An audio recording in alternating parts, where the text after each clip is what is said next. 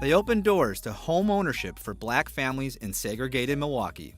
What they wanted to do was show other institutions that African Americans would pay back their mortgage. Their bank, now standing for more than a century, didn't just lend money, it built dreams. People come up here with a dream of being able to find a house so that they can settle their families and get a good education and find work.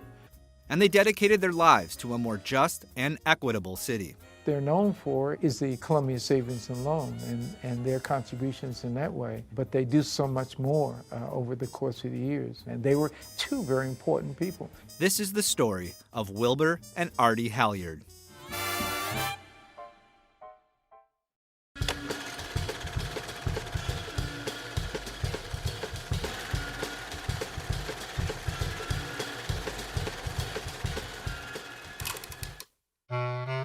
Ardie Clark and Wilbur Halyard were attending separate colleges in Atlanta when they met. They married in 1920 and soon moved to Beloit, Wisconsin as part of the Great Migration to direct housing for black workers at Fairbanks Morse, an engine and scale manufacturer. They didn't actually work in the factories. They helped run the housing aspect of it, manage the homes, clean the houses, make sure that people had some place to live. In 1923, the Halyards moved to Milwaukee in hopes of building black housing projects.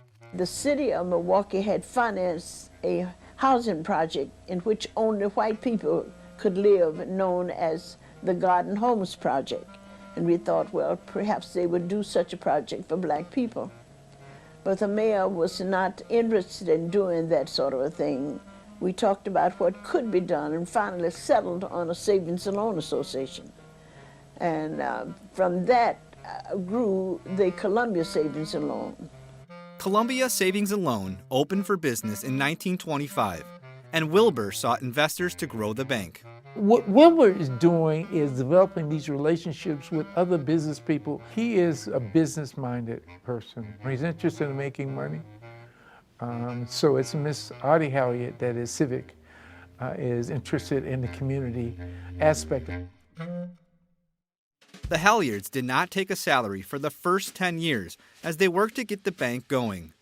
Wilbur would also start a real estate business, and Ardie worked at Goodwill Industries by day and balanced Columbia's books by night, among other duties. Soon, the sacrifices started to pay off throughout the community. Bettering the life of African Americans, and the bank or the Savings and Loan was about serving the issues of the African American community. Housing, loans, the whole bit. I need money to open up this corner grocery store. I need money to send my kids to college. And his money was the link to that. By 1945, the black homeownership rate in Milwaukee grew fivefold, and Columbia Savings and Loan had millions in assets. It was an impressive feat for the Halyards, who navigated their bank through the Great Depression and rampant housing discrimination. Many people wanted to purchase their own homes. The Columbia Savings and Loan made that a possibility for them. It comes in a time in which white businesses, savings and loans, did not want to finance mortgages for African Americans. In 1947, Ardie stepped into a larger role in Milwaukee's civic life, reviving the city's dormant NAACP chapter. Her leadership didn't stop there. She went on to help launch new chapters in Kenosha and Racine, widening the reach of the movement across the state.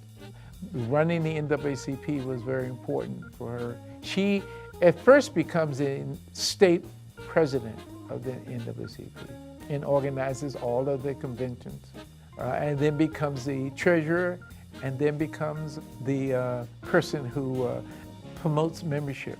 She's Mrs. Civil Rights.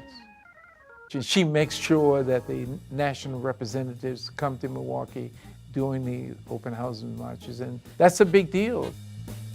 While Wilbur and Ardie were both involved with the NAACP, it's Ardie who took on a far more active role. It was her who started the Youth Council, which brought in Father James Groppe and the Commandos to fight for fair housing laws. This Mrs. Halyard that brings life to these young people. They are all young people and they have their own opinions and such, and it's Mrs. Halyard that's behind it. The Halyards were involved in many other ways too. At their church, the Urban League, the United Negro College Fund, and the YMCA. Politicians sought their endorsement, and they served on many high-ranking committees and commissions. They're members at Calvary Baptist Church on 2959 North Teutonia. They're very active members. And in fact, Calvary builds the first senior citizens housing project in Milwaukee, and so they end up with 3 to 4 housing projects. And it's Mrs. Halyard that pushes that. Mrs. Halyard is very important in the church. Wilbur Halyard suffered a stroke and died on January 17, 1963, at the age of 68. At his passing, Columbia Savings and Loan had more than $3 million in assets. Just a few years later, Milwaukee recognized Wilbur's legacy by naming Halyard Street in his honor, a new boulevard built in the heart of the Bronzeville neighborhood.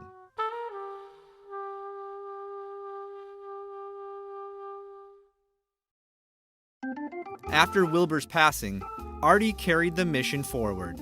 She kept the bank strong, while advocating for education reform, senior housing, child care, and community gardening.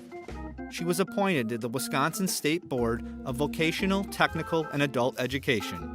And in 1984, she led a campaign to keep a nationally syndicated TV show off the air in Milwaukee. She leads the fight in ending the Amos and Andy show in the southeastern Wisconsin, and she does. And she says that you're better than that because it demeans us as a people.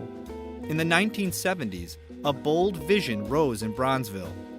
From a coalition of leaders, including Ardie, Halyard Park emerged, a middle-class neighborhood with tree-lined streets, modern homes, and a strong sense of community. African Americans, after being kicked out of the neighborhood north and south of Walnut Street, wanted to come back and reclaim that neighborhood with ranch-style, nice, convenient homes, just like white citizens do. And so Beachy Brooks and her and others get together and they say, we want to build nice houses in this area. And so Mrs. Halyard is brought into that. And she says that people who cannot afford conventional grants or loans from, I will help finance those homes. Ardie Halyard passed away on February 14, 1989. She was 92. She and her husband Wilbur were remembered as the best thing to happen to Milwaukee. Columbia Savings and Loan still stands, an institution, a landmark, and a legacy that is not just remembered, it's still working. I do think we would not have Columbia Savings and Loan had it not been for her. And so that would change the landscape in a lot of ways. And she never was about trying to say, I'm important and raise my visibility. Her importance was in the work that she did. How many kids graduated from college? Quality of life, family life, homes that she could finance. That was her gifts. She's a statue in our minds, and I remember her dearly. As you're looking back over your life, what are the things that give you the most satisfaction? Well, the thing that gives me the most satisfaction is that Columbia Savings and Loan Association is still existing, is still living and active and fine and growing, and is destined to be here for many, many years to come, giving service, helping people to finance their homes and to move in the neighborhoods that no other association would finance them for. And this is, to me, my biggest contribution and the thing of which I'm most proud of.